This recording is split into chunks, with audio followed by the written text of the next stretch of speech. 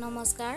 আজিৰ এই ভিডিঅ'টি দ্বাদশ শ্ৰেণীৰ অসমীয়া সাহিত্য সৌৰভৰ অন্তৰ্গত যতীন্দ্ৰনাথ দুৱৰাদেৱৰ বিৰচিত মগনিয়াৰ নামৰ পাঠটিৰ কুৱেশ্যন আনচাৰসমূহৰ সম্পৰ্কে আলোচনা কৰিবলৈ ওলাইছোঁ। তেনেহ'লে ব'লা ভিডিঅ'টি আৰম্ভ কৰোঁ। Question number 1। কথা কবিতা বুলিলে কি বুজা? ইয়াৰ দুটা বৈশিষ্ট্য লিখা। উত্তৰ: কথা কবিতাক এবিধ কবিতা বুলিয়েই ক'ব পাৰি। ভাষাৰ ৰীতিক অক্ষুণ্ণ ৰাখি কবিত্বময়ী ভাৱধাৰাৰে ৰচনা কৰা কবিতাসমূহকে কথা কবিতা বুলি কোৱা হয়। কথা কবিতাৰ দুটা প্ৰধান বৈশিষ্ট্য হ'ল: ক. কথা কবিতাত ৰূপৰ সমাৱেশ থাকে আৰু ই প্ৰায়েই ৰূপকাত্মক। খ. ই চিত্ৰধৰ্মিতাৰ ওপৰত প্ৰতিষ্ঠিত। গ. ইয়াত এটি মাত্ৰ কেন্দ্ৰস্থ ভাৱ থাকে। ঘ. দৃশ্যবস্তুৰ সজীৱতা প্ৰদান কৰা এই কবিতাবোৰৰ মূল উদ্দেশ্য। Question number 2। মগনিয়াৰ কবিতাটিৰ সাৰাংশ লিখা। উত্তৰ: মগনিয়াৰ কবিতাটিৰ সাৰাংশ: বনফুলৰ কবি যতীন্দ্ৰনাথ দুৱৰাৰ কথা কবিতা নামৰ পুথিখনৰ অন্তৰ্গত মগনিয়াৰ নামৰ কবিতাটি অসমীয়া সাহিত্য জগতত এটি উল্লেখযোগ্য কথা কবিতা। অসমীয়া ভাষাত পোনপ্ৰথমে কথা কবিতা ৰচনা কৰা যতীন্দ্ৰনাথ দুৱৰাই তুৰ্গেনিভৰ পয়েমছ ইন প্ৰ'জৰ আলমত কথা কবিতা ৰচনা কৰিছে। কবিতাটিৰ কেন্দ্ৰস্থ ভাৱ হৈছে সকলো শ্ৰেণীৰ মানুহৰ প্ৰতি আন্তৰিকতাপূৰ্ণ ভাৱ প্ৰদৰ্শন কৰা। কবিতাটিত কবিয়ে ৰাস্তাৰে গৈ থাকোঁতে এজন মগনিয়াৰ লগত সাক্ষাৎ হোৱাৰ সময়ৰ অভিজ্ঞতা সজীৱ ৰূপত প্ৰকাশ কৰিছে। সেই সময়ত কবি ৰাস্তাৰে গৈ থাকোঁতে এজন মগনিয়াৰ লগত সাক্ষাৎ হোৱাত মগনিয়াৰজনে অভ্যাসবশতঃ তেওঁলৈ হাতখন আগুৱাই দিয়ে। তেওঁৰ সৰ্বদেহত দৰিদ্ৰতাৰ চিন পৰিস্ফুট। বুঢ়া বেমাৰী, হাড়ছাল ওলোৱা, ওঠ শেঁতা পৰা, চকু দুটা ৰঙা আৰু ফটা কাপোৰ পৰিহিতা মগনিয়াৰজনে তাৰ উখহা অপৰিষ্কাৰ হাতখন মেলি কবিক সহায় খুজিলে। কিন্তু দুখৰ বিষয় পাৰ্যমানে চেষ্টা কৰিও কবিয়ে ক'তো একো বিচাৰি নাপালে। মৰ্মাহত হৈ তেওঁ মগনিয়াৰজনৰ হাত দুখন সাৱটি ধৰি নিজৰ অসমৰ্থতা প্ৰকাশ কৰিলে।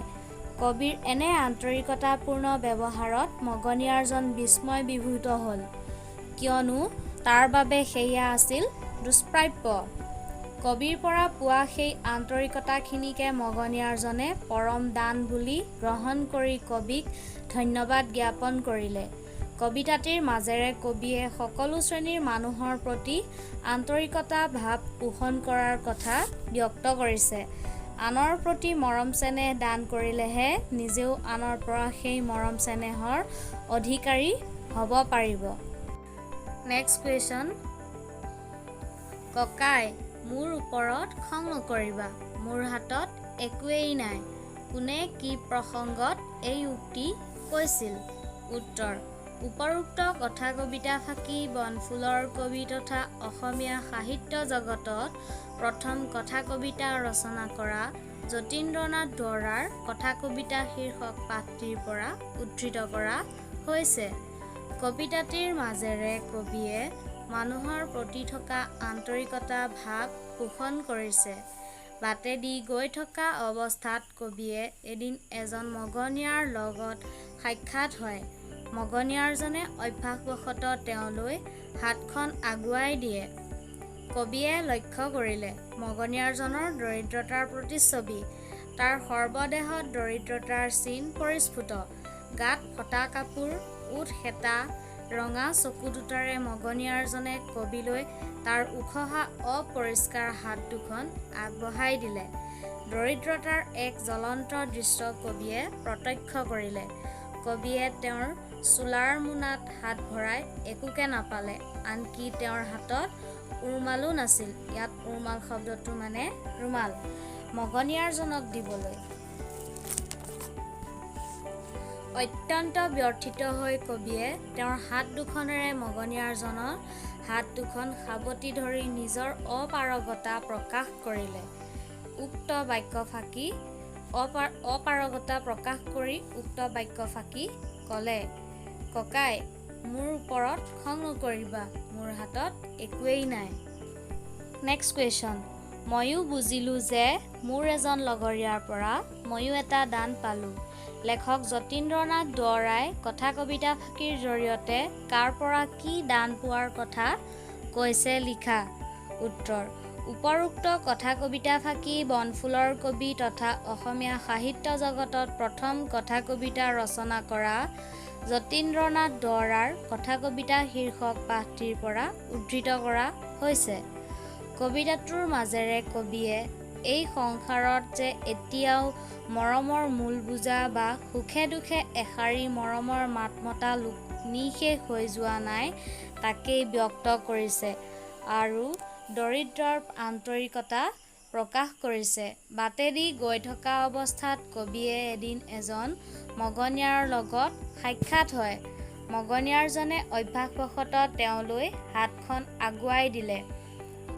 কবিয়ে লক্ষ্য কৰিলে মগনীয়াৰজনৰ দৰিদ্ৰতাৰ প্ৰতিচ্ছবি। তাৰ সৰ্বদেহত দৰিদ্ৰতাৰ চিন পৰিস্ফুট।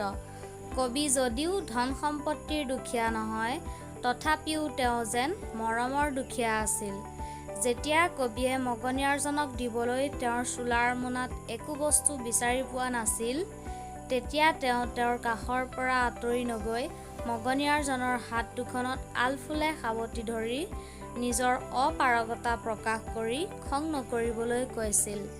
একো বস্তু নোপোৱাৰ স্বত্তেও মগনীয়াৰজনে এটি হেতা হাঁহিৰে কবিৰ সেই আন্তৰিক মৰমৰ সঁহাৰি জনাই অশেষ ধন্যবাদ জ্ঞাপন কৰিছিল আৰু কৈছিল, ইও যে এটা দান।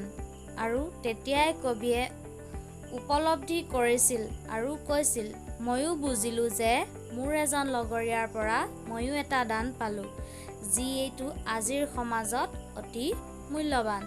কবিতাটোৰ জৰিয়তে কবিয়ে মগনীয়াৰজনৰ পৰা আন্তৰিকতাপূৰ্ণ ব্যৱহাৰ লাভ কৰাৰ কথা কৈছে, যি আছিল আজিৰ যান্ত্ৰিকতাপূৰ্ণ সমাজত অতিকৈ দুষ্প্ৰাপ্য। আজিৰ ভিডিঅ'টি ইমানতে সমাপ্ত কৰিলোঁ। ধন্যবাদ।